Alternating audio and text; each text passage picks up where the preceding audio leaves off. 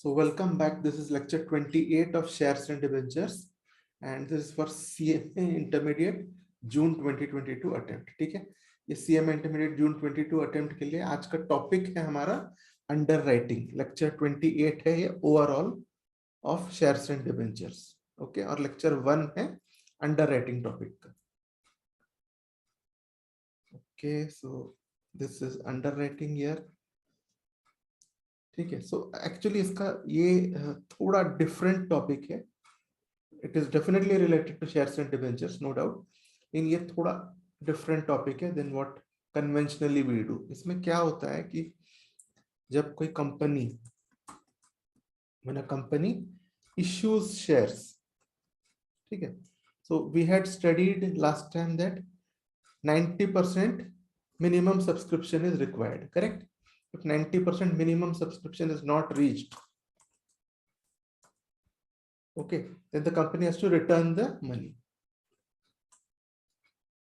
right? So that will entail lots of cost as well, right? If they have to return it, then whatever other things they have bought and kept, okay, everything will go waste. So just to make sure that they collect the required amount, okay, they go to specialized agents called underwriters. So these are specialized agents. Okay, so what they do is, say for example, companies issuing 1 lakh shares. Okay, 1 lakh shares is issued by the company. So what the underwriters do is they guarantee the company. Underwriters are guarantors actually. They guarantee the company that you issue it to the public. Okay, so you issue it to the public, and if they do not take up your complete 1 lakh shares, then we will take it up. So in other words, तो यानी ये underwriter ऐसे agent से company को बोलते हैं public issue में कि आप इशू कीजिए अगर पब्लिक ने सब्सक्राइब नहीं किया. 1 लाख के जगह पब्लिक ने 40,000 ही सब्सक्राइब किया. Okay,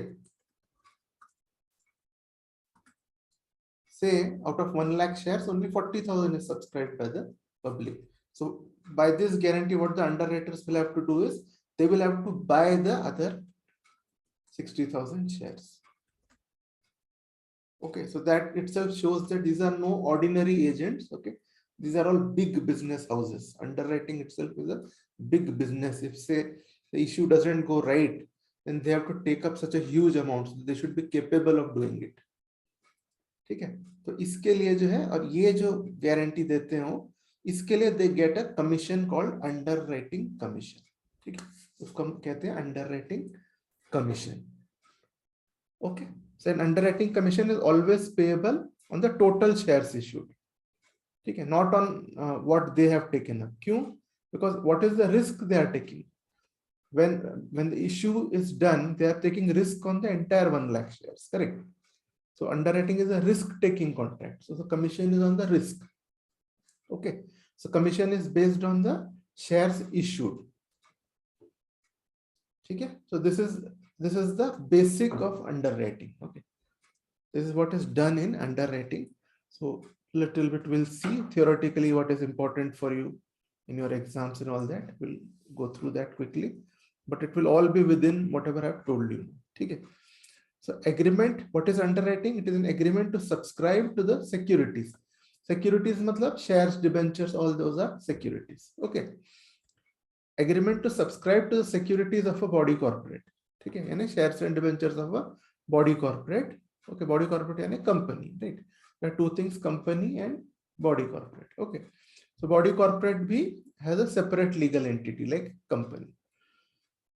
So it is an agreement to subscribe to the securities of a body corporate when existing shareholders or the public do not subscribe fully. Existing shareholders कहाँ आते हैं? Rights issue.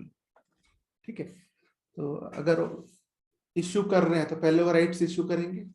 If they are issuing new capital, rights issue करेंगे. Some shareholders will take up in rights issues, most will not take up. Okay, and rest will go to the public now. Okay, that's why they have said when existing shareholders or the public do not subscribe fully. Okay, तो ये है under writing का contract, ये है base of under writing. What is it? It is an agreement to subscribe to the securities of a body corporate of a company when existing shareholders or public do not subscribe fully. ठीक है? So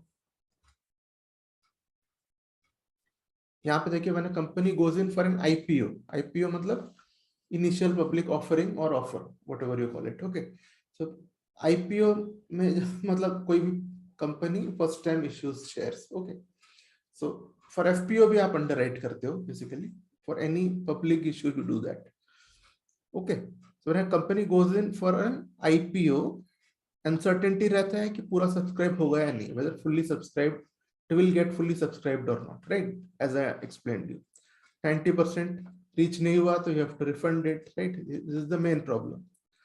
ठीक है, so that gives rise to a risk of under subscription. So companies hire underwriters. They make a contract with agents called underwriters. Okay, so underwriters the work of underwriter is arrange for subscription of floated shares. ठीक है, so basically जो मैंने 60,000 आपको बताया था वहां पे, okay, से 40,000 1 lakh shares have been issued. Okay, 1 lakh shares has been issued. Public has taken up 40,000. और मैंने I told you underwriters have taken up how much? They will have to take up 60,000. अब ये 60,000 ये वो खुद लेंगे ऐसा जरूरी नहीं है. Either they will take up or they will persuade others to take up. बिकाएंगे वो in the end, like so they'll try to persuade others. They'll go खुद जाके they'll try to sell it off. ठीक है, possibly that they are successful to the extent of 25,000. ग्राहक मिल गए उनको, अब फिर भी they have a backlog of 35,000. So now they will have to take up themselves. ठीक है, take up themselves 35,000. तो इस तरह से this is how they function. Okay, ठीक है, सो ये है. now उनको they get commission, of course they do all this for commission. ठीक है, because the amount of public issue is so huge. Just think, even 1% commission on that is going to be so big. Okay, so they get commission at prescribed rates. Maximum rates have been prescribed by MCA. ठीक है, हमारे ministry of company affairs ने prescribe किया हुआ है कि इससे ऊपर आप नहीं दे सकते. Okay, there are maximum rates, you can not go above it. Okay, you can stay below it. तो जब जो शेयर्स है, when they are likely to be under subscribed, ठीक है, when a public company does public issue and it is getting very successful, so it is going towards over subscription जा रहा है, तो अंडरराइटर्स का कोई रोल ही नहीं. शेयर सब बिक गए तो उनको कुछ करने की जरूरत नहीं. They can just sit in the background and enjoy. Okay, they'll still get their commission. Okay, as I said, commission is not for the number of shares they are taking. Commission is for the risk that they are taking. Okay, and risk is there before the issue, isn't it? So which is why they get commission on the issued capital. Okay, so when the floated shares are likely to be undersubscribed, underwriters come to the forefront. So when it appears that one of the shares are not being taken up fully, then underwriters have to come to the forefront, because they will have to arrange for the remaining shares either to be taken by someone, or if they do not get anyone, take it up themselves. ठीक है, अगर under subscribe होते हुए दिख रहा है आपका issue, तभी अंडरराइटर्स फोरफ्रंट में आते हैं. अगर ओवर सब्सक्राइब हो गया तो देन उनको कुछ करने की जरूरत ही नहीं है, right? They don't have to take up shares at all. ठीक है, सो व्हेन अगर अंडर सब्सक्राइब हो रहा है तब अंडरराइटर्स आगे आएंगे. ठीक है, और वो देखेंगे जो बच गए हैं वो शेयर्स का क्या किया जाए. ठीक है, या तो उसको किसी और के पास बिकवा दिया जाए. Okay, they will try and find people and through their sources. ठीक है, उस तरह से सब्सक्राइब करने लगाएंगे, और फिर भी बच गया तो then they will have to take it up. ठीक है, खुद लेना पड़ता है फिर. तो ये है। तो अब दूसरी, अभी अंडरराइटिंग के पॉइंट ऑफ व्यू से अंडरराइटिंग करने से पहले वो क्या देखेगा, आप बताइए। जनरली मैं बता रहा हूँ, अगर वो आप खुद अगर अंडरराइटर कर रहे हैं तो आप देखेंगे कि कंपनी का क्या इमेज है मार्केट में, right. You will see companies image, okay ना, overall you will see companies image और कंपनी कैसा परफॉर्म कर रहा है। Okay, based on that you will say yes to underwriting. ठीक है, आप भी ये नहीं चाहोगे कि 80% शेयर्स आपके सर में आ जाए, right. Nobody will want that. So underwriters also, before taking up an underwriting contract, what they will do is, okay, they will assess these three things. Okay, important from an exam point of view. See, underwriting exam point of view से ना, ये actually topic बड़ा नहीं, topic is small. ठीक है, so मैं भी जब when I am saying that in 4 lectures of say 35-40 minutes पूरा underwriting with problems हो जाता है. Okay. So basically it is not a large topic, but थोड़ा सा tricky kind of topic, little bit tricky, okay.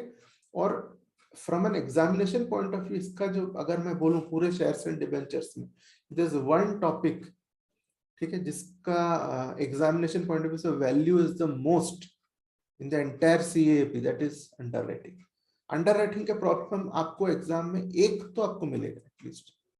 ऐसा नहीं होता कि अंडरराइटिंग में, ऐसा होता है कई बार कि shares is totally missing, debentures से पूछ लिए, that is possible, that happens. ऐसा नहीं होता कभी अंडरराइटिंग को हाथ नहीं लगा। Okay, it doesn't happen that no questions have been asked from underwriting, so very very important. ठीक है, तो आप अगर अंडरराइटिंग कर रहे हो, समझ ले रहे हो, आप लिटरली आप ये सोच लो कि एग्जाम में आपके कम से कम आपके 6 मार्क्स 6 मार्क्स तो आप पक्के यही कर लिए करके, आउट ऑफ 76 तो आपके हो गए हैं पक्का, मैंने ये आता ही है, गारंटीड है।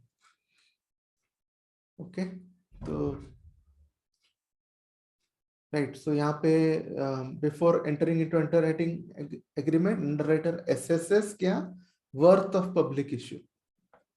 ठीक है, पहले वो देखेगा कि कितना बड़ा पब्लिक इश्यू है। ओके, तो जैसे हम हिंदी में बोलते हैं ना, हर आदमी की एक औकात होती है। ठीक है, अपने औकात के हिसाब से अपने को देखना है। अगर अपना रेंज है, सपोज वो अंडरराइटर का रेंज इज अबाउट से 10 करोड़, सो वो 100 करोड़ के इश्यू के पीछे नहीं जाएगा। Okay, right, so he will have to first see the worth of public issue. He will have a status. Okay, he can probably control about say 1 crore or say 5 crores. Then he will not go after a huge issue of 100-200 crores. Okay, so worth of public issue is one he'll see, and then he'll see what is the market response. Based on market response, when he combines these two, he'll really have an idea of how much he has to take. Okay, so these two is what he will see mainly. The third point says their own ability to get the issue fully subscribed. Okay, so now after 1 and 2, after assessing A and B, he'll see, okay, how many shares are remaining. Say now 10,000 shares are remaining. Then he'll see through my sources, can I place 10,000 shares? If the answer is yes, then he'll go ahead with the underwriting. See, these are the 3 main things he will see. Okay, then commission. Okay, higher the risk, higher will be the commission. For new companies which are not much known in the market, commission will be more. Okay, and for companies which are the chances of failing is very less. Okay, and they are just underwriting it just to be additionally safe. Okay, so in that case they'll agree with less commission. Okay, so if undersubscribed, then underwriters will pay up the required amount after deducting commission. Of course, they will have the commission will still be payable, right? What this means is, ये sentence क्या आपको बोल रहे हैं?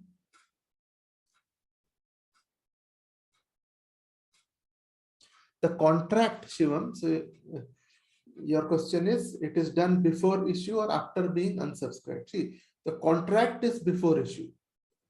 Okay, it's a before issue contract. But when the underwriters decide on taking up or not, that is after the submission of the other applications. Only after that they will come to know what is their liability. Okay, so the residual part is what they will fulfill. Okay, but the contract is before issue. Okay, so here in this point, if undersubscribed, underwriters pay up the required amount after deducting commission. So it's very simple that say the underwriters are taking up 10,000 rupees, or say let's say 1 lakh. Shares worth 1 lakh, that is rupees I am saying. This they are taking up. Now commission, their commission, let us say, works out to 1,000. 1,000 is their commission. Now they have to pay 1 lakh to the company, right? So they'll deduct commission and they'll pay net 99,000 to the company. That's what that point is. Okay. ये हो गया आपका main point. Okay. Now there are few points, okay, regarding whatever the issuer company will do, okay, while selecting underwriter. So earlier we saw from the underwriter's point of view, right? हमने देखा कि underwriter क्या देखेगा, ठीक है? Issuer भी कोई भी underwriter को हाँ नहीं बोल देगा, correct? They will also see that the underwriter is competent. So this is now we are seeing from the viewpoint of the issuer company by selecting underwriters, lead merchant bankers. So lead merchant bankers basically are the people who are leading the entire show. So they are also intermediaries only, okay? But they are, say when a public issue is done, so what a lead merchant banker does is, okay, public issue is done. So the lead merchant banker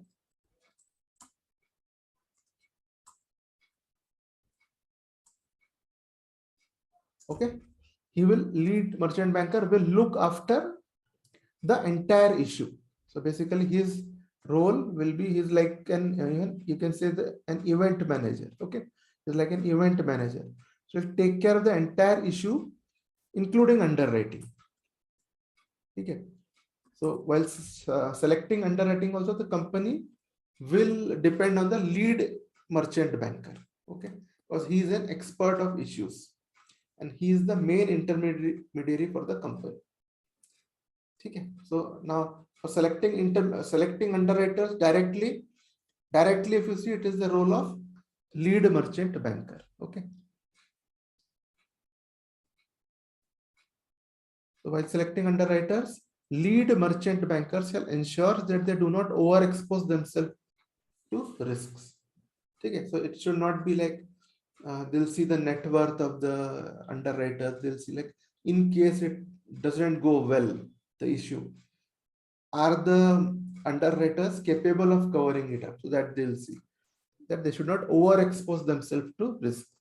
Overall exposure of underwriters belonging to the same group. Now underwriters also, there are groups of companies, big companies, they have many underwriters with them. Okay, so in that case what happens is, if say there are in a one group of company there are 5 underwriters. Okay, there are 5 underwriters and they are all doing underwriting. Okay, so for example, all this has gone well, this has gone well, this has gone well, everything is gone well. Okay, all this has gone well, this one has gone bad, right? So in that case this person can get help from the others, right? ये जो अगर इनका group है, okay, if others are all fine, they will have the surplus cash with them. Okay, if one goes wrong, then he will be able to get the money from the others. So they will see, the lead merchant banker will see not just that individual underwriter, he'll also see whether he belongs to a stronger group. If need be, he can get money from other underwriters of the same group. Okay. Then lead merchant banker shall satisfy himself, okay, about the ability of the underwriters to discharge underwriting obligations. See, वही चीज है. ठीक है, ये these three you can say are one group, ठीक है, एक group of points है. Then the lead merchant banker shall, ठीक है, ये दो चीजें उनको करना पड़ेगा. Okay, so this is you know this is a requirement from them. Okay, और ये जो है this is what they should do, but this is point D is a requirement. Okay, they should incorporate a statement in the offer document, okay, in the offer document, that in his opinion, that is lead merchant banker's opinion.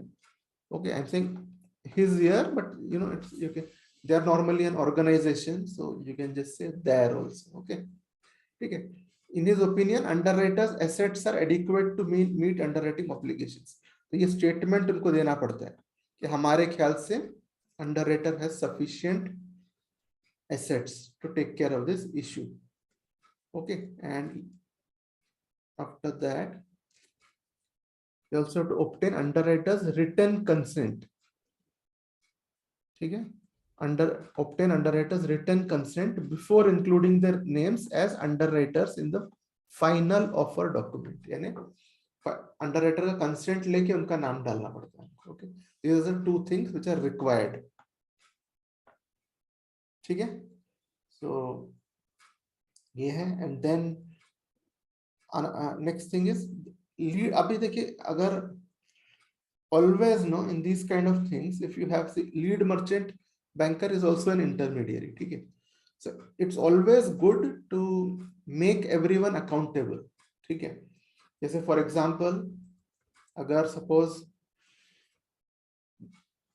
मैं I am investing 10 lakhs in something.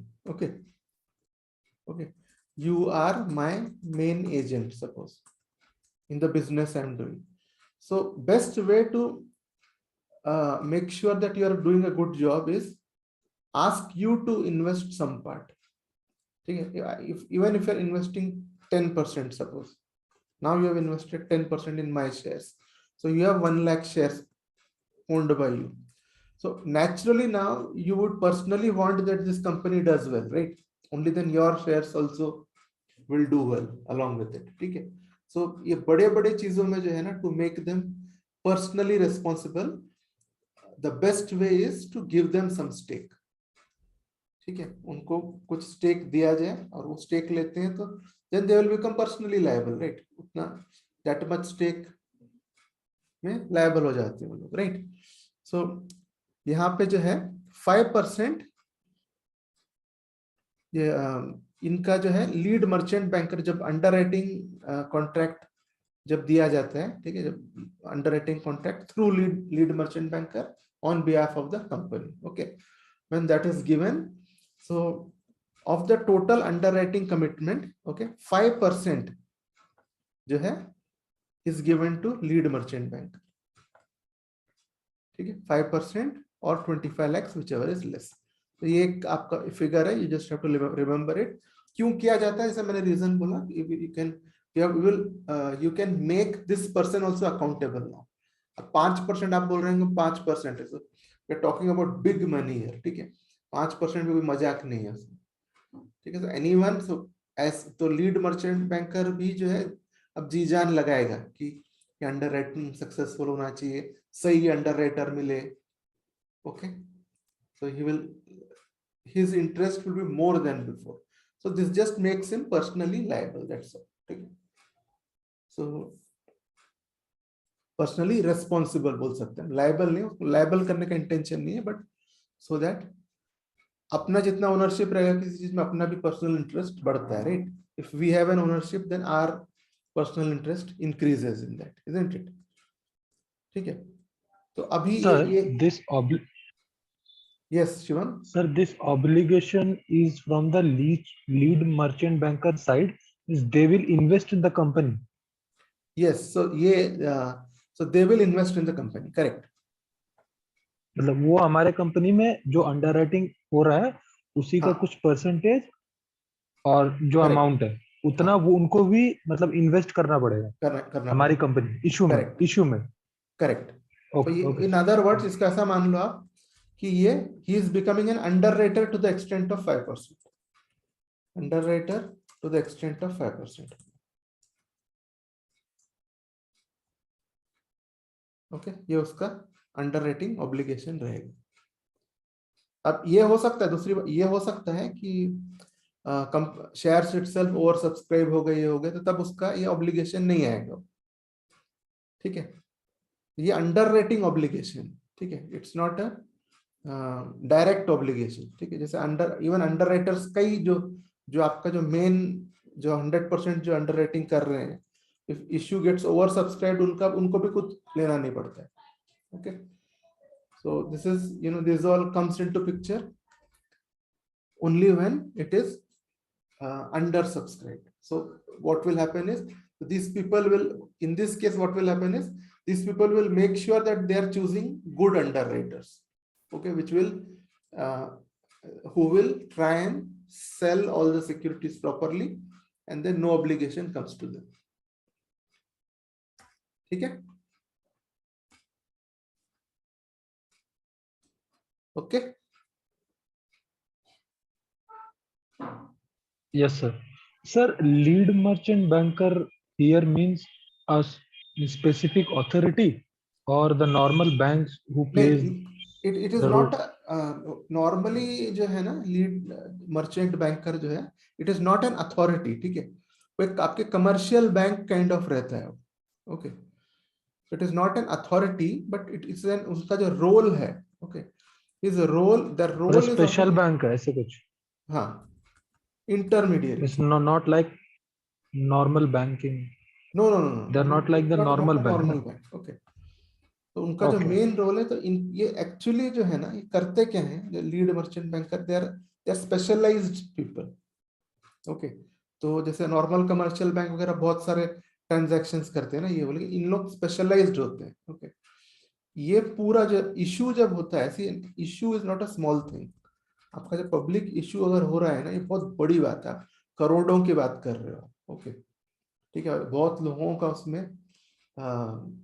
Life and death is involve in that. ठीक है, it's a matter of life and death, उतना बड़ा stake होता है उसमें। तो इनका जो स्पेशलाइजेशन होता है, आपका पब्लिक इशू से रिलेटेड सारी चीजें जो है ना, पब्लिक इशू से रिलेटेड क्या क्या हो सकता है। एक तो है आपको गवर्नमेंट से भी वगैरह के रेगुलेशन है, राइट, सभी रेगुलेशंस को फुलफिल करना पड़ता है। Okay, there can be some government regulations. ठीक है, make sure that other smaller agents are working properly. ठीक है, ठीक है, अंडर रेटिंग ठीक से हो रहा है क्या, all these, no, yeah, they are basically show managers। ये सारा चीज वो देखते हैं कंपनी के लिए, मर्चेंट बैंकर्स। ओके, तो उनका स्पेशलाइजेशन ही ये होता है कि पब्लिक इश्यू वगैरह में जाएंगे और ये सारा चीज करके देंगे कंपनीज को, everything. Once this is done, company has started, now they are not the directors और एनीथिंग, वो तो इंटरमीडियरी एजेंट है, राइट। वंस ये सब हो गया, ऑब्लिगेशंस हो गए, पैसे बन गए, उनका कॉन्ट्रैक्ट खत्म हो जाता है, दैट्स ऑल। तो they are not as such involve with the company. ठीक, तो उनका ये है कि आपको, इसीलिए मैंने ये वर्ड यूज किया था आपको कि इवेंट मैनेजर जैसे हैं छोटे। इसमें इवेंट मैनेजर क्या करता है, जैसे आप शादी वादी में कि कोई इवेंट मैनेजर को दे देते हैं, then they will run the programme also, कब कब डिनर होगा वो भी बोलते हैं। Okay, and most of the better and bigger event managers, खाना वाना एवरीथिंग इज कोऑर्डिनेटेड। जो presenter will also be there nowadays if you see new this thing। ठीक है, so event managers kind of they coordinate everything. तो ये जो है इसके event managers complete event of public issue को मैनेज करते हैं, ताकि अब कंपनी भी रोज रोज नहीं करता है, राइट, उनको भी उनसे गलती हो सकती है, रेगुलेशंस वगैरह में वगैरह कुछ गलती हो गई। Now these are the people who day in and day out they deal in this, so they advise the company what is to be done, when it is to be done। ठीक है, company के employees को वगैरह सब बताते हैं, kind of hand hold the company through the public issue. ये आपका लीड मर्चेंट बैंकर करते हैं। ये बड़े ऑर्गेनाइजेशंस होते हैं, इंडिविजुअल नहीं होते। ठीक है, द रोल, आप रोल Sir, देखोगे तो role is like that of a commercial. So this all comes into picture mainly on means only on IPO, Yes, lead merchant banker roles, underwriting. They correct. only come in the place of I means when IPO IPO, is there. IPO, FPO and FPO also, IPO or FPO. Okay. FPO is also public issue. No? FPO is follow-on public offer, but it is a public issue. So you can just say it will come into picture on public issue when you are issuing issue securities to the public. Okay. Whenever you want to raise capital from the public, okay, that time they'll come into picture. Okay. ठीक है? got it. Okay. So this is the lead merchant bankers obligations. So जो whatever figures are there, just be alert on that. फिर outstanding underwriting commitments of a merchant banker. ठीक है? These are rules for merchant bankers. Shall not exceed 20 times its net worth at any point of time. ठीक है? So net worth क्या हो गया उनका? Total assets minus total liabilities. ठीक है? That's the net worth of any or entity. ठीक है? So उनका जो outstanding underwriting commitments है, okay, it should never exceed 20 times its net worth. Yeah, this is one of the rules. ठीक है, ये सब rules काफी बने हुए हैं ताकि टू मेक श्योर कि जैसे बाद में कुछ ऐसा गड़बड़ न हो जाए कि सब हाथ उठा दे, मेरे से भी नहीं होता, मेरे से भी नहीं होता. Okay, so these are all preventive rules. ठीक है, so SEBI has made lots of rules. Now the lead merchant banker shall ensure, ठीक है, that the relevant details of underwriters are included in the offer document. ठीक है, offer document में कौन underwriter है, उनका क्या डिटेल्स है, क्या क्या इससे पहले उन्होंने क्या क्या काम किए, whatever details are there, वो सब ऑफर डॉक्यूमेंट में include their introduction. Okay, so as per the latest SEBI guidelines underwriting is not mandatory. ठीक है, ऐसा नहीं है कि आपको मैंडेटरी नहीं है कि आप इशू कर रहे हो आपको करना ही, right, but almost everyone goes in for underwriting arrangements. क्यों? रीजन उनको मालूम है कि if it is they are not able to reach 90%, तो क्या होगा, तो then आपका वो fall flat कर देगा, और जो whatever expenses you have done issue के लिए या आपके कंपनी को चलाने के लिए, whatever everything you will be at a loss in everything, correct? So इसीलिए companies go for underwriting, but it is not mandatory, just remember. ठीक है, under SEBI rules no person other than अब कौन underwriting कर सकता है. Okay, या तो शेयर ब्रोकर होना चाहिए और मर्चेंट बैंकर होना चाहिए. Okay okay, and no person other than share broker और merchant banker can act as underwriter. ठीक, इनके अलावा कोई नहीं कर सकता है as underwriter unless that person holds a certificate granted by SEBI. ठीक है, अंडरराइटिंग का if there is a certificate granted by SEBI, ठीक है, SEBI certification. So whoever has that certificate by SEBI that he is competent for underwriting, only that person can do underwriting. Okay, in other case, or he should be a stockbroker or merchant banker registered with SEBI. ठीक है, तो SEBI ये सबको register, सारे intermediaries regulation होते हैं SEBI के. SEBI has its own regulations. And no intermediary can start his work unless he is registered with SEBI. So share broker, merchant banker are already registered. Okay, that's the point. Otherwise, they cannot be share broker or underwriter or merchant banker. Okay, so अब अच्छा underwriting agreement का there is a model in your study material. just एक दिखाए, आप देख सकते हैं if you want. Okay.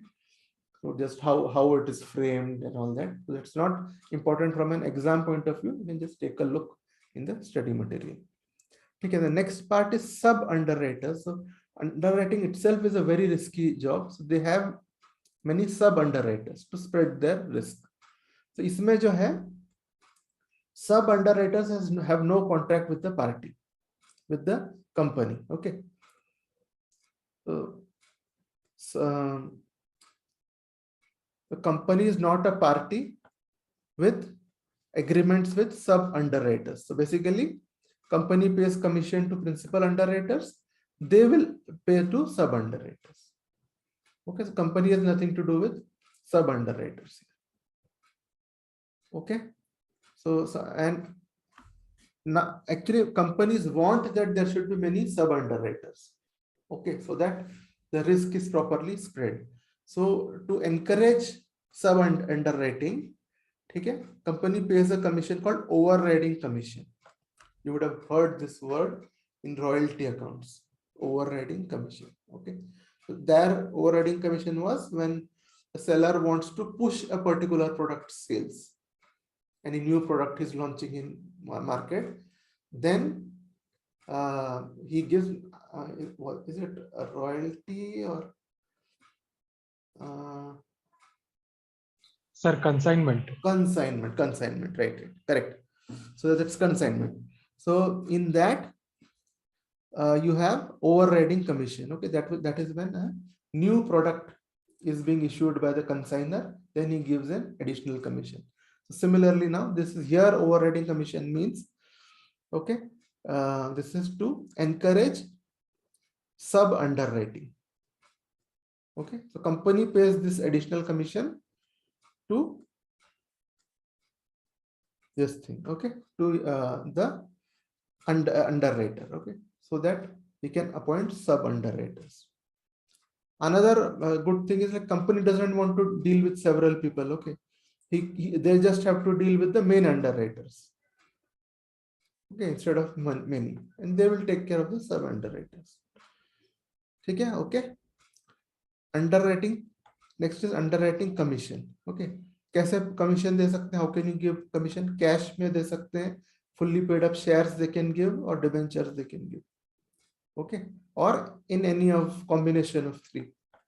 This way they can pay the commission. Okay, so paid on the issue price of securities underwritten. Okay, always on the issue price. Okay, so when can this is regarding commission, little bit regarding commission, it has to be authorized by the articles for commission. Okay, commission is payable only if authorized by articles. That's one thing. And commission must not exceed lower of, now this is for shares, lower of 5% or amount authorized by articles. Okay, for shares commission must not exceed 5% or amount authorized by articles, whichever is lower. ठीक है, तो ये 5% और 2.5% इसके ऊपर तो नहीं जा सकता. Okay, but articles can provide a lower commission. Okay, so now similarly for debentures, your commission is 2.5% or amount authorized by articles lower. This is debentures. ठीक है, so कितना maximum limit commission का है? Shares का 5%, debentures 2.5%. दोनों में if amount authorized by articles is lower, then lower वाला लेंगे. Okay, but higher नहीं हो सकता. It cannot be higher. Okay. ठीक है. Next चीज है, next thing is about certain disclosure. Amount or rate % of commission. Yes, Shivam. Sir ये कौन सा कमीशन है सर जो अंडरराइटर को दिया जाएगा? कौन सा, ये ऊपर वाला?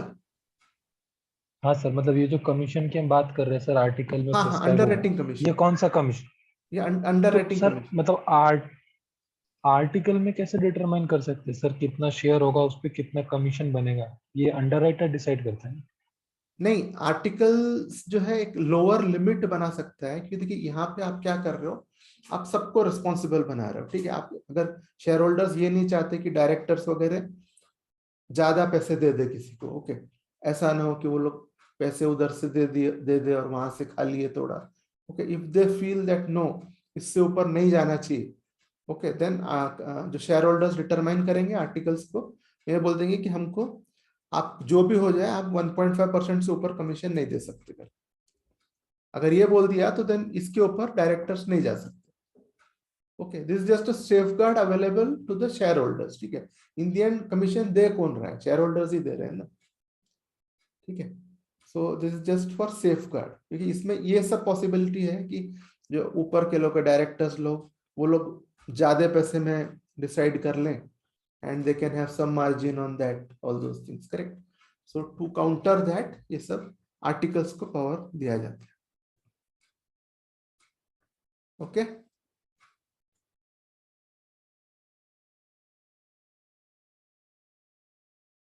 Sir, still not very clear, because above means in the above part we read that the commission percentage is fixed by the SEBI for underwriters. Yes, maximum up to this much commission can be taken up by the underwriters. And now we are reading that the commission is fixed by the shareholder in the articles, so as to avoid misleading, means to avoid what we say, fraudulent activity by the directors. See, yeah, If they correct. both That is clashes, right. then what? See, when you talk about this commission, no, that commission must not exceed 5% or 2.5%. ठीक है? So this is the highest commission you can pay. ठीक है? अब SEBI ये नहीं बोल, SEBI क्या बोलेगा? SEBI will give you a limit. ठीक है? जैसे कई बार आप देखते होंगे in companies act, you have a limit. Company act में आपको लिमिट देती है कि आप इसके ऊपर नहीं जा सकते, लिमिट देते हैं. वैसे सेबी भी जो है ना, एक लिमिट देगा आपको. ठीक है? तो अब वो लिमिट से ऊपर नहीं जाना चाहिए, बस ये इतना ही वॉचडॉग करेगा. ठीक है? लेकिन उस कंपनी, उसके बिजनेस के लिए, और एक्चुअली पर्टिकुलरली वो 0 to 5% के बीच में कितना उसके लिए एडिक्वेट रहेगा कमीशन, वो तो बिजनेस टू बिजनेस ही डिसाइड कर सकता है. Okay, if they can raise it on a commission of 1%, वो क्यों 5% देंगे? ठीक है? तो सभी बस ये बोल रहा है कि भाई तुम 8% नहीं दे सकते.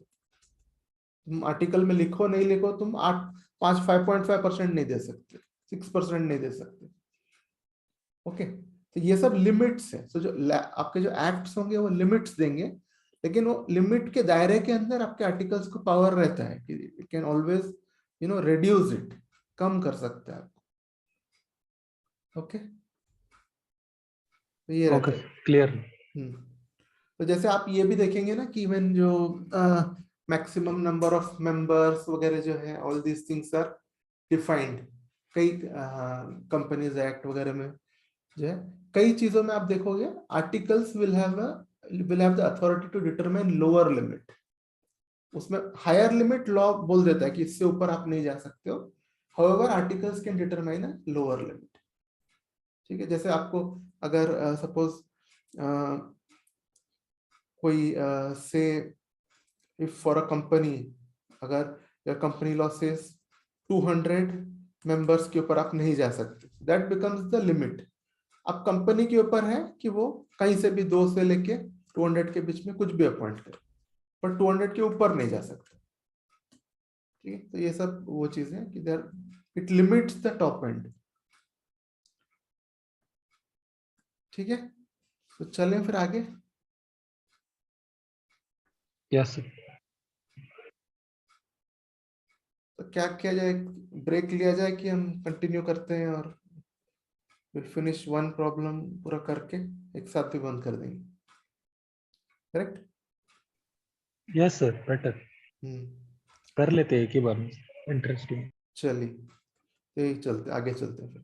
अमाउंट और rate percent of the commission for securities. ठीक है? जो कमीशन का जो अमाउंट आ रहा है आपका, या जो रेट परसेंट है. Okay, securities for securities offered to public. ठीक है? पब्लिक को जो आप ऑफर कर रहे हैं, इसमें डिस्क्लोज करना है. ठीक है? If you are not offering to the public. ठीक है? सो नॉर्मली ऐसे केसेस बहुत ही रेयर रहेंगे कि securities are not offered to the public और आप अंडरराइटर्स को दे रहे हो. ठीक है? तो but for securities not offered to the public, it should be disclosed in statement in lieu of prospectus. जैसे हमको मालूम है जो ऑफर्ड टू पब्लिक है, पब्लिक कंपनी का ही हम प्रोस्पेक्टस बोलते हैं. बाकी कोई भी कंपनी हो उसको हम statement in lieu of prospectus, prospectus जैसा स्टेटमेंट, ऐसा हम बोलते हैं उसको. ठीक है? और statement in prescribed form signed in like manner like लिeu of prospectus. ठीक है? ये कुछ भी नहीं, ये भी समझो यही है बोल रहा है, statement in lieu of prospectus. और कहीं कहीं अगर प्रिस्क्राइब्ड फॉर्म भरना पड़ता है in case of statement in lieu of prospectus, तो उसको मान लिया जाएगा as statement in lieu of prospectus. Okay, so basically इसमें क्या बोल रहा है वो, इस पॉइंट में आपको बोल क्या रहा है, आप कितना % दे रहे हो अपने प्रोस्पेक्टस में भी आपको लिखना है। You have to write what you are giving. Okay, and this has to be filed with the registrar. ठीक है, ठीक है, before you actually pay the commission it has to be filed before the registrar. ठीक है, filing पहले हो जाना चाहिए before the payment. Okay,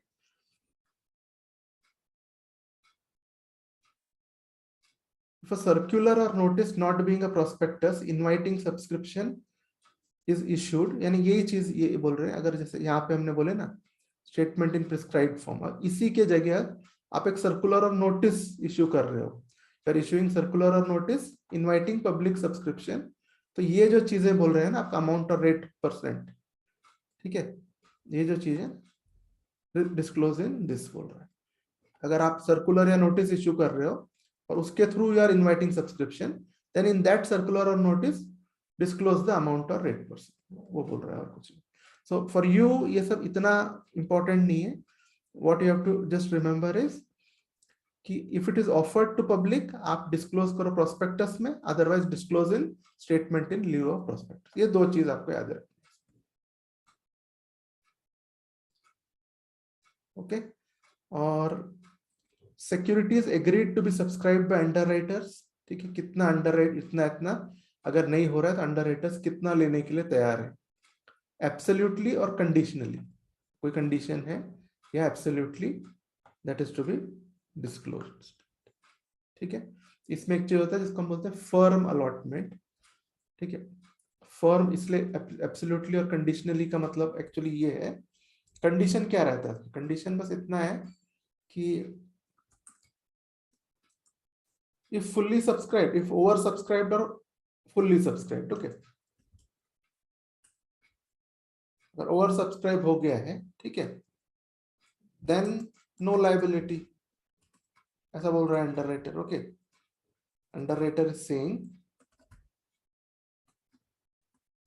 if over subscribe then no liability. ठीक है, so this becomes a condition, एक कंडीशन बोल रहा है ना, अगर ओवर सब्सक्राइब हो रहा है तो नो लाइबिलिटी। बट इसमें there is one thing called a firm allotment बोलते हैं। ठीक है, अब ये फर्म आपका पार्टनरशिप फर्म नहीं, ठीक है, फर्म यानी दृढ़ संकल्प को हम जो बोलते हैं ना, firm, I am being firm on that, वो वाला फर्म। तो फर्म अलॉटमेंट का मतलब ये है, अंडरराइटर बोल रहा है आपका ओवर सब्सक्राइब हो भी जाए, even if it is over subscribe, मैं कितने इतने शेयर्स तो मैं लूंगा ही लूंगा, that is called firm allotment. Okay, understood? Firm allotment is something which the underwriter is ready to take even if the issue is over subscribed. ठीक है, तो उसको, उसका नाम है फर्म अलॉटमेंट। फर्म का पार्टनरशिप फर्म के साथ, you should not confuse, it is firm, जैसे मैं मजबूती से बोल रहा हूँ कि मैं इतना मैं लूंगा कर, that's why it is called firm allotment. ठीक है, so that is this absolutely, absolutely मतलब फर्म अलॉटमेंट की बात कर रहे हैं, और कंडीशनली यानी इफ अगर अंडर सर ये हुआ तो इतना लूंगा, नहीं तो नहीं, that is conditionally. Okay, then last चीज जो है इसमें, ये सारे जो हमने रेगुलेशंस पढ़े हैं, that copy of contract for payment of commission, जो कमीशन के लिए जो आपने अंडरराइटर से कॉन्ट्रैक्ट की हो कंपनी ने, okay, that contract also should be delivered to the registrar. किसके साथ, जब आप प्रोस्पेक्टस आप जब दोगे ना रजिस्ट्रेशन के लिए, ये वाला कॉन्ट्रैक्ट जो है आपका, दैट आल्सो ओरिजिनल कॉपी आपको देना पड़ता है, copy of the original you have to file. Okay, तो ये अंडरराइटिंग के मेन रूल्स हैं।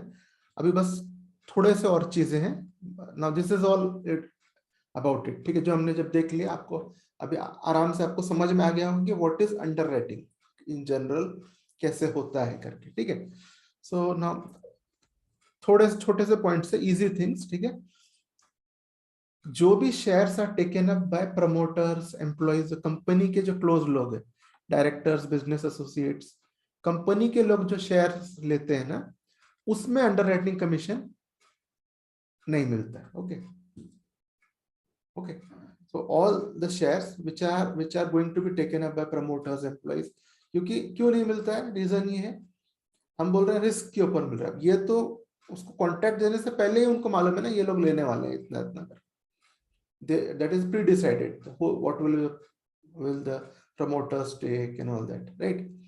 So which is why if shares are taken up by people close to the company, for that shares commission is not paid.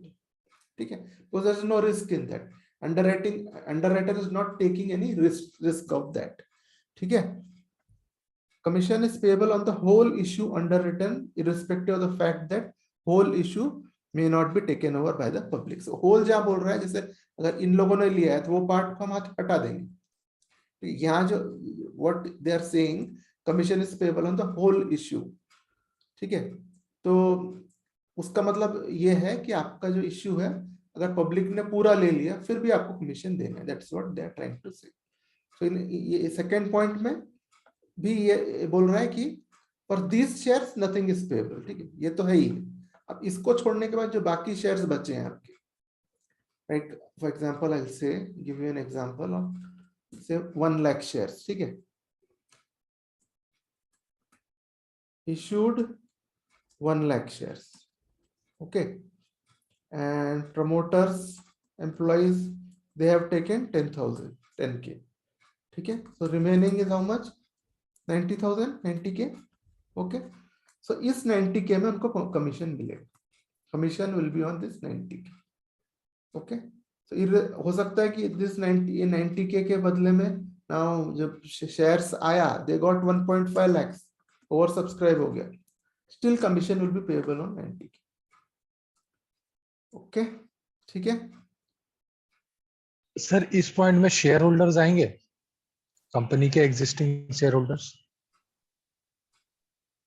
नहीं, उनका नाम यहाँ पे नहीं है कंपनी के एग्जिस्टिंग शेयर होल्डर्स का। रीजन क्या है ना, देखिए यहाँ पे वो लोग आएंगे, देखिए मैं आपको बता रहा हूँ कि जो लोगों ने प्री कमिटमेंट दी है, basically people who are giving pre commitment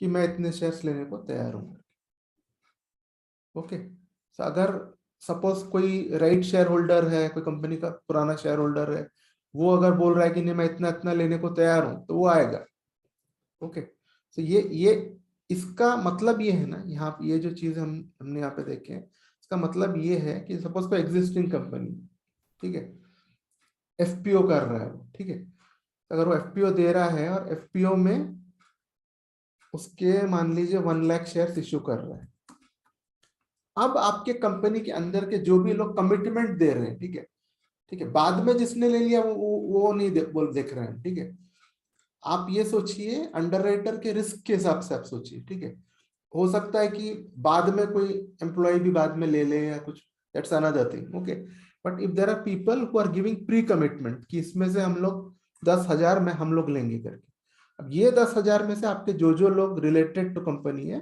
okay, related to company जो भी है, ये सब आ जाएंगे उसमें, ठीक है, क्यों, क्योंकि ये अंडरराइटर का रिस्क कम कर रहे हैं, ओके, इसीलिए ये लोग आ जाएंगे। अब ये आप सोचिए छोटा मोटा शेयर होल्डर का तो उसका उतना ये नहीं है ना कि वो जाके कमिटमेंट देगा कि मैं इतना ले रहा हूँ करके, सो यहाँ पे जो शेयर होल्डर्स लेंगे वो प्रमोटर लेवल के ही रहेंगे, प्रमोटर भी तो शेयर होल्डर ही है ना आपका, but is a bigger share holder, right, so commitment कौन देगा जब आपका एफपीओ आ रहा है कि इसमें से मैं इतना लेता हूँ करके, ठीक है, आप बोलोगे मैं 5 शेयर लेता हूँ, वो तो कमिटमेंट नहीं हुआ, राइट, तो commitment will be for some sizeable amount, isn't it, ठीक है, तो इसीलिए प्रमोटर्स बोला, इसलिए शेयर होल्डर्स का नाम नहीं लिया, ठीक है, बट कोई है बड़ा शेयर होल्डर ये who is in a position to give a commitment दे रहा है, तो डेफिनेटली उसका भी नाम आएगा इसमें, ठीक है, क्यों, आपको देखना ही है आपको शॉर्ट पे कि ये लोग जो ले रहे हैं ना शेयर्स, इसका रिस्क अंडरराइटर को जा रहा है क्या, नहीं जा रहा है तो उनका नाम आएगा, okay, understood? Yes, sir. And in definition also it's given, means guarantee of risk when it is unsubscribed by existing shareholder of the company. Correct. Okay, so चलो ये हो गया हमारा दिस पॉइंट। अब नाउ ये जो है existing rates, okay, payable for underwriting, ठीक है, ये एग्जिस्टिंग रेट्स है। अब ये जो है हमारे मिनिस्ट्री ऑफ फाइनेंस ने ये रेट्स निकाला है, okay. So if you can see this DEA, मालूम है आपको क्या, what is DEA? Rates for payment of underwriting commission as per DEA MOF। So DEA is department of economic affairs, ठीक है। तो हर मिनिस्ट्री के अंदर बहुत सारे डिपार्टमेंट्स होते हैं, राइट, हर मिनिस्ट्री के अंदर। सो मिनिस्ट्री ऑफ फाइनेंस के अंदर का एक डिपार्टमेंट है department of economic affairs. So that ministry has ये नोटिफिकेशन उन्होंने इश्यू किया है, ठीक है। तो इसमें जो है, तो अब ये रेट्स है जो अभी चलते हैं, okay, these are the current rates of underwriting commission, ठीक है। तो ये रेट्स ही हमारे, this are our existing rates after the notification, ठीक है। ये है on amount revolving on the underwriters, underwriters को जो लेना पड़ रहा है, ठीक है। और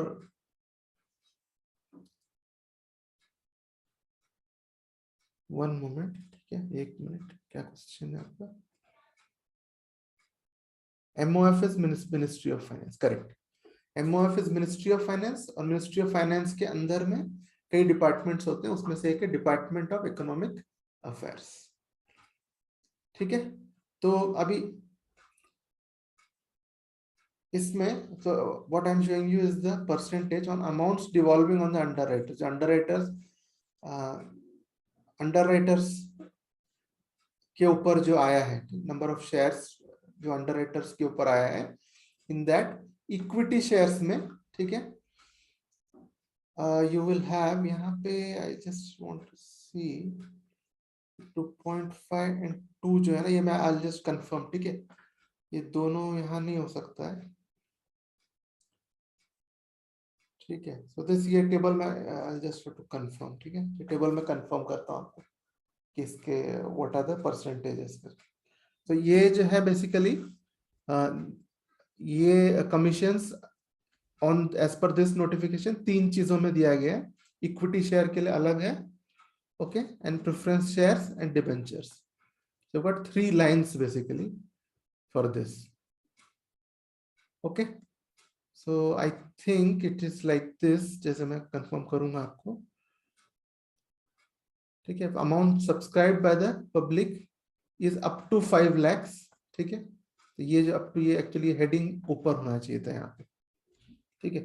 तो if amount subscribe by the public is up to 5 lakhs, ठीक है, तो 2.5% is the underwriting commission payable, ठीक है। ये मैक्सिमम है, ठीक है, अगेन ये भी लिमिट है, इसके नीचे आप यू कैन रिजॉल्व टू पे लोअर देन दिस वन, ठीक है, दिस 5%। और अगर मोर देन 5 lakhs है, बड़ा इश्यू है, तो 2%, ठीक है। तो ये बेसिकली ये जो है ना, ये मैं इसको ऊपर डालना और कुछ, this thing has to be put here, यहाँ पे डालना पड़ेगा, right. So I will make that adjustment यहाँ पे। And second is preference shares का 2.5 एंड 1.5, ठीक है, डिबेंचर्स का 2 और 1, okay.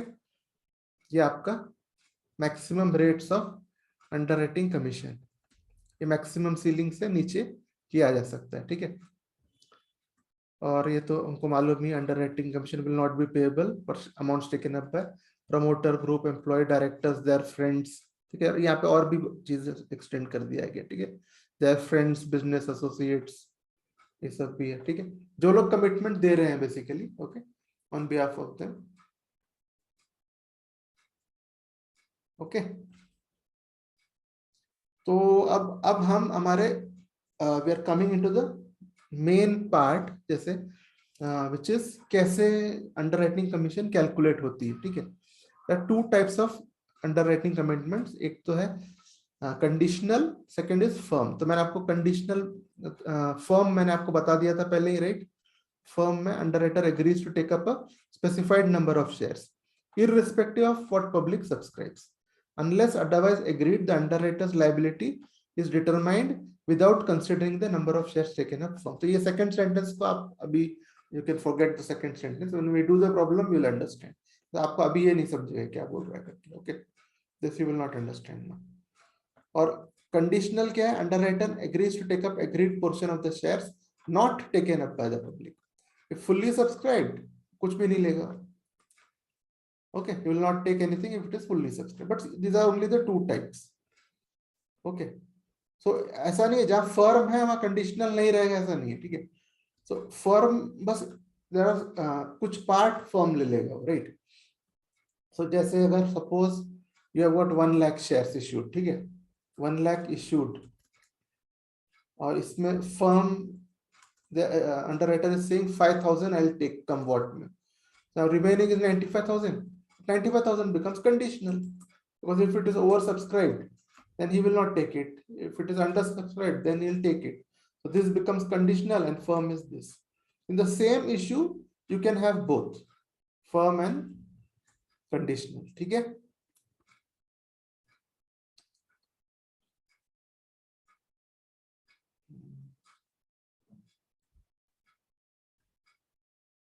See, next thing is marked and ठीक है, almost we are हमारा theory पूरा complete हो चुका है. Okay, इसके बाद में just एक छोटा सा small problem I'll show you जिससे it will be very clear. Okay, so next point is marked and unmarked applications. What is this? ठीक है, तो जो applications of shares company के पास आते हैं, company gets the application. Okay, if it has the stamp of the underwriter, ठीक है, underwriter के तरफ से अगर आ रहे हैं वो application, okay, any investor is investing through the underwriter, okay, basically, तो उसका स्टैंप रहेगा उसमें underwriter, that is called marked applications.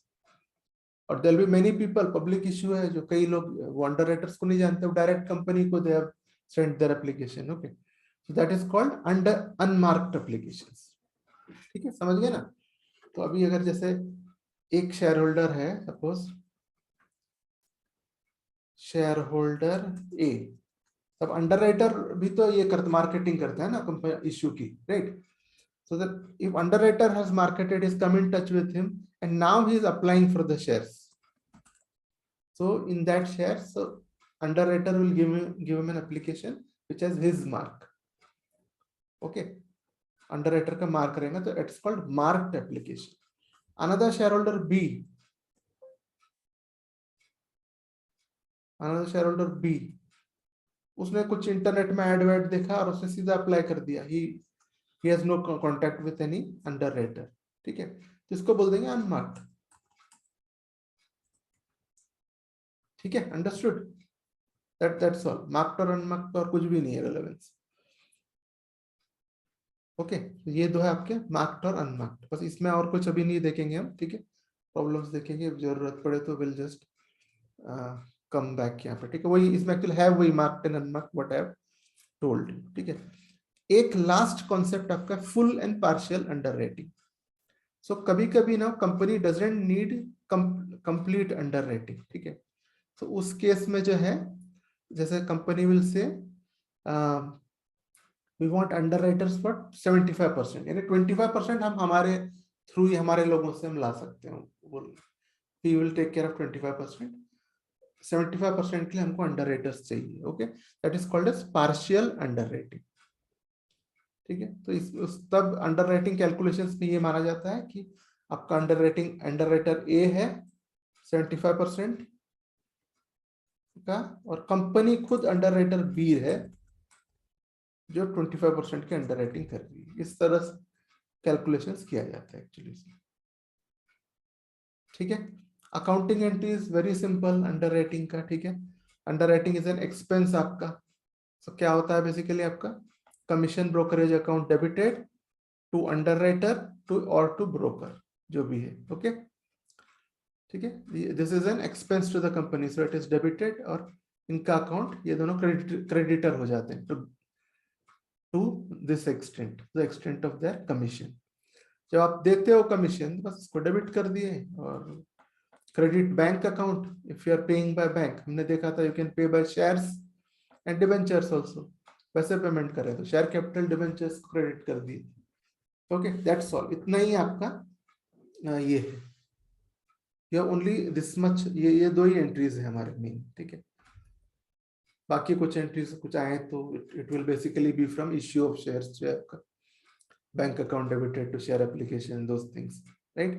These are only the 2 entries, ठीक है। अब ये है, next is determination of liability. इसमें जो है आपका अंडरराइटर का लायबिलिटी आप ऐसा देखते हैं, ठीक है।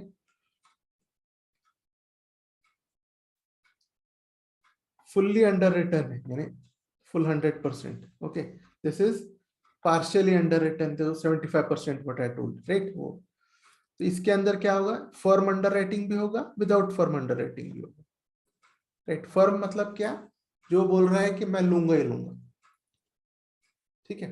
So some part will be firm और it will be without firm, और it can be fully without firm also, ठीक है। दोनों केसेस में इसी तरह से हमारा ये निकलता है, ठीक है। सो अब एक छोटा सा एग्जांपल देंगे, when issue is fully underwritten without firm underwriting, ठीक है। तो अगर इश्यू आपका फुल्ली अंडररिटन है, ठीक है, तो आपका what is liability of the underwriter, कि अंडरराइटर को कितना लेना है, that is liability of the underwriter. What is liability of the underwriter, how much he has to take, ठीक है। इस केस में what you will see, total applications, marked हो या अनमार्क्ड हो, पूरा आप लेंगे, ठीक है। अगर ये एक ही अंडरराइटर है, one underwriter is underwritten the whole thing, तब आप ये करोगे टोटल एप्लीकेशंस, ठीक है, minus total shares underwritten. In other words आप इसको बोल सकते हो total shares underwritten minus total applications received, ठीक है। सो बेसिकली जैसे इसका if you just put figures to words, यहाँ पे आप देखो same formula what I showed you, ये ऐसा आएगा, okay. X Limited issued 1 lakh equity shares of 1 each. Issue was fully underwritten. Okay. Company received application 75,000 shares, includes marked application 65. अब marked application 65 है ना, बाकी 15 क्या हुए, unmarked, right? So अब what will be the underwriter's liability? यहाँ देखने से हमको दिख रहा है 1 lakh minus 75,000 will be his liability, right? आपको लिखना है कि 1 lakh minus 60,000 is marked applications, minus 50,000 is unmarked application. So he has to take up 25,000 shares. तो बेसिकली आप ये देख रहे हैं, आप अनमार्क्ड एप्लीकेशन के लिए भी फुल क्रेडिट मिलता है underwriter, okay. So underwriter gets complete credit of unmarked applications, ठीक है। सो जिसमें उसका नाम, उसके नाम का स्टैंप नहीं है बट शेयर्स आ गए हैं, ठीक है, सो देन आल्सो उसको वो शेयर्स खरीदने नहीं पड़ते ना, he gets, so basically he gets complete credit of unmarked applications, ठीक है। सो आई थिंक यहाँ पे we should stop today, थोड़ी लंबी थियरी हो गई, बस ऑलमोस्ट मेन पॉइंट्स हमारे कवर हो गए। मैं नीचे आता हूँ, कुछ भी नहीं, बस एक्चुअली क्रॉस लेवलिंग अभी कल मैं बताता हूँ आपको, ठीक है। दैट्स ऑल, इतना ही है, then we have to go ahead with problems, ठीक है। तो इसको हम I will say end of session, ठीक है। एनी क्वेश्चन, आपका कोई क्वेश्चन है Shivam? No sir, not yet. That's sir इसका मतलब मार्क्ड और अनमार्क्ड का मतलब कोई ऐसा रोल नहीं है ना, कि एज इफ मतलब जस्ट फॉर थ्योरी नॉलेज के लिए नहीं नहीं नहीं, मार्क्ड इसका एंड अनमार्क्ड। इसका रोल आता है, इसका जो अब जब आगे देखेंगे ना, कब रोल आता है ना, जब when there are more than one underwriters, तब मार्क्ड और अनमार्क्ड ये होता है कि जैसे अगर अनमार्क्ड है सपोज, अब आपके अनमार्क्ड एप्लीकेशन है 40,000 अनमार्क्ड, ओके, ठीक है, और 8 अंडरराइटर्स है। अब 8 को क्रेडिट आप किस बेसिस में देंगे, इसका 5,000 सबको दे देंगे कि कैसे होगा, राइट। तो उस चीज में मारामारी होती है, So how that is divided, credit of unmarked application, उसमें उसका relevance. आपको एक अगर this is example of one underwriter, right? इसमें तो कोई रोल नहीं, इन वन अंडरराइटर उसमें कोई रोल नहीं है, आपको मार्क्ड अनमार्क्ड भी देखना नहीं है, जितने एप्लीकेशंस आ गए वो ले लेंगे आप, you will get the answer, but you need that unmarked only for that purpose. Okay, जब वो होगा तो आगे और आपको ओके सर. आज मैं सोच रहा था एक्चुअली वन प्रॉब्लम तो भी हो जाए तो, लेकिन चल खैर ठीक है, ओके, विल डू कभी और एक्सटेंड कर सकते हैं सर, कोई इशू नहीं. एक और मैं मैं एटलीस्ट रेडी. इतना थियरी में खत्म करा दूं, फिर ये जो थोड़ा सा पार्ट है इसमें वही एग्जांपल्स भी हाँ सर, कर अनदर लेते हैं. 5-10 मिनट्स. ओके, सो अब ये हो गया one underwriter. In case of one underwriter as you have seen, इसमें इसमें एज सच योर अनमार्क्ड का कोई रेलेवेंस नहीं हो रहा है, right? Now if issues underwritten by number of underwriters, there are two ways of dividing unmarked applications. अब देखेंगे यहाँ पे. Okay, first is under division between underwriters is in the ratio of gross liability. ठीक है, ये बहुत बार ये पूछता है word, division of underwriters in the ratio of dash gross liability, net liability, all that is it's a very famous MCQ question. ठीक है, ये अब ये gross liability होता है क्या, let's see. ठीक, compute gross liability if not given okay on the basis of agreed ratio. यानी कैसे है कि अगर if 1 lakh shares are issued, ठीक है, now ABC 3 underwriters है underwriting in the ratio of 30%, 40%, 30%. ठीक है, 3 underwriters are there. So gross liability हो गई, A की हो गई 30,000, right? B की हो गई 40,000 and C की हो गई 30,000. Gross liability of A is 30,000 shares, B is 40,000 and C is 30,000 shares. Correct? ये आपकी gross liability, इसको बोलते हैं gross liability. ठीक है, तो अब इसका जो रेशियो है, क्या रेशियो रहेगा अभी इसका? 3:4:3. एक ग्रॉस लायबिलिटी का जो आपका रेशियो आएगा यहाँ, फिर सी दिस, ये 3 है. ठीक है, ये तीनों मिला के आपका हो रहा है 1 लाख. ठीक है, तो basically first one is 3/10, second is 4/10, third is 3/10, right? ऐसा बोल सकते हैं जो Yes, sir. रेशियो है. तो basically this will be, this is 30,000 out of how much? 1 lakh. Correct? Yes, sir. So which is nothing but 3/10. Okay. Just 3/10. This is 4/10 and this is again 3/10. Okay. This is called the ratio of gross liability. ये जो है ना, this thing, this is 4/10. Okay. Now this is ratio of gross liability. This is called ratio of gross liability. ठीक है, तो अगर जो मैंने ऊपर बताया था, अगर अनमार्क्ड एप्लीकेशंस टोटल 40,000 है, फिर unmarked applications in all are 40,000, so what will this become? This will become 40,000 into 3/10. अच्छा ठीक है, टेक्स्ट वैल्यू इसलिए नहीं आ रहा. 40,000 into 3/10 ये होगा, 40,000 into 4/10 ये होगा. This is how unmarked applications will be divided in the ratio of gross liability. है ना, जो जैसे मैंने डायरेक्टली 1/3 नहीं मिलेगा. जिसका ग्रॉस लायबिलिटी ज्यादा है उसको ही will get a higher share of unmarked applications, उसका क्रेडिट जो है. Okay, understood? Yes, sir. ठीक है, तो ये है इसका ये. और फिर बाद में अपने को जो we are just finding out underwriter की liability. Okay, so first is gross liability निकाल ली. ओके, तो ग्रॉस लायबिलिटी इज यहाँ पे हमको मिल गया 3/10, 4/10, right? This is your gross liability. और यहाँ पे second is cross liability minus marked applications. अब अगर ये जो है ये तो हो गया ratio of gross liability, right. ये हो गया आपका ग्रॉस लायबिलिटी 30,000, 40,000, 30,000, राइट। अब इसमें से जो मार्क्ड एप्लीकेशन आ रहे हैं उसका क्रेडिट तो आपको मिलेगा ही, राइट। फिर उसके बाद स्टेप 3 में आपको अनमार्क्ड का मिलेगा, राइट। तो अनमार्क्ड में मैंने अभी बताया था आपको divide in the ratio of gross liability, ठीक है।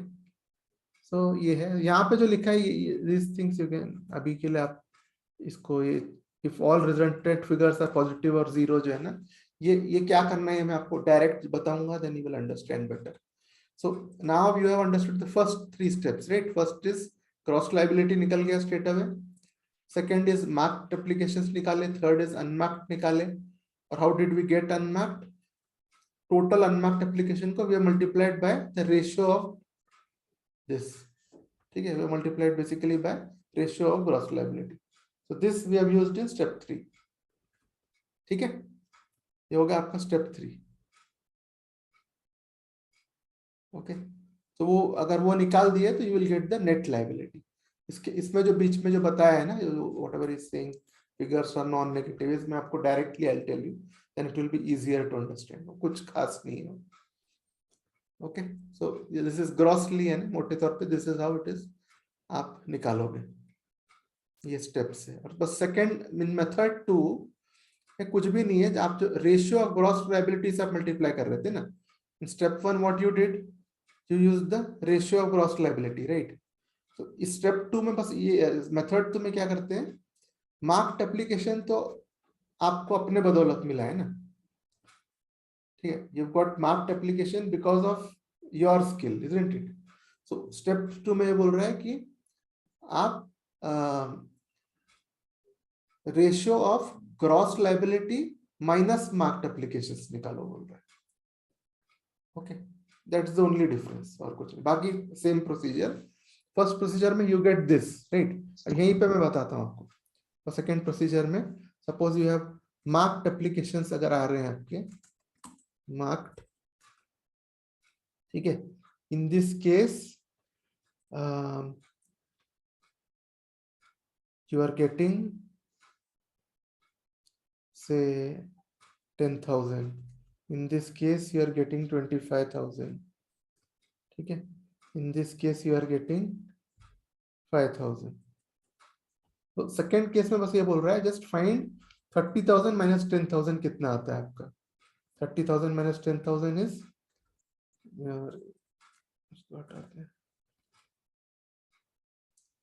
you will get 20,000 here, okay, 40,000 minus 25 here, and this will become 25. So he is saying in the second step, you use this ratio, not this one.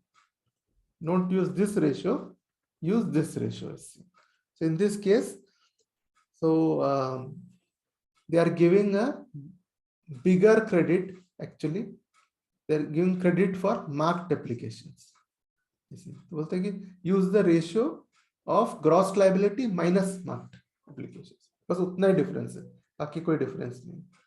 इसको आप if you इसको कम करेंगे तो you will gate 20, 25, 4:5:5 4:5:5, ठीक है, बस इतना है। यहाँ पे 3:4:3 था, यहाँ पे आपका 4:5:5, ठीक, बस ये आपको इससे मल्टीप्लाई करेंगे तो फिर इंडिविजुअल लायबिलिटी निकलेगी, बस यही हाँ, इससे चाहिए। बस इससे मल्टीप्लाई करेंगे तो इंडिविजुअल मिलेगी। बस इतना ही, जो आपको जो रेशियो आप निकाल रहे हो ना, ये रेशियो के बदले में आप बस ये रेशियो यूज करना है, दैट्स ऑल, ठीक है। मार्क्ड एप्लीकेशंस को माइनस करके फिर रेशियो निकालते हैं इसमें।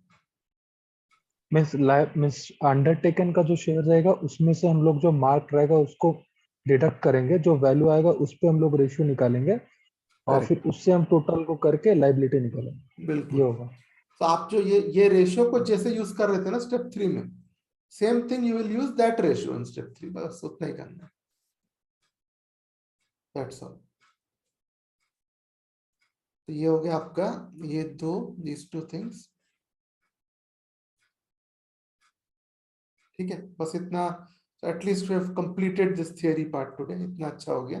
सो कल से हम विल डू द प्रॉब्लम्स, ठीक है, द एंड टोटल है हमारे, I think we have got 8 to 9 problems है कुल मिला के। So if we do 8 to 9 में suppose last two I will say leave for homework करके अभी के लिए छोड़ देंगे, last two then we will come back and do, वो भी करेंगे बाद में, बट विल टारगेट 6 प्रॉब्लम्स, ठीक है, फर्स्ट 6 को हम टारगेट करते हैं, 6 7 at least, so that the last 2 और समथिंग वी कैन लीव। ये तो 2 सेशंस, यानी ईच सेशन में अगर मैंने 3 प्रॉब्लम कवर कर लिया, then in the next session we will be able to complete underwriting, ठीक है। बाकी अगर 2-3 प्रॉब्लम रहते हैं तो will leave it at that as of now, फिर जब वापस आएंगे हम तब करेंगे इसको, विल कवर दैट आल्सो, सारे जो छोटे हैं वो सब करेंगे, but as of now I leave it as homework और आगे चलेंगे।